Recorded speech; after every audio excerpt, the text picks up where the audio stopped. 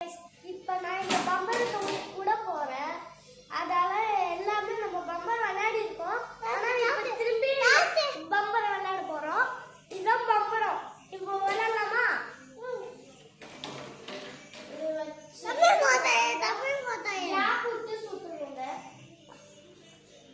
நல்லா சுத்தணும்.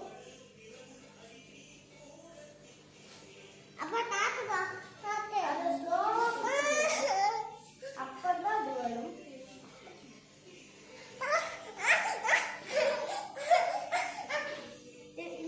இந்த ஃபிகர் எடுத்து இப்படி வச்சு இப்படி புடிச்சு கையை விட்டு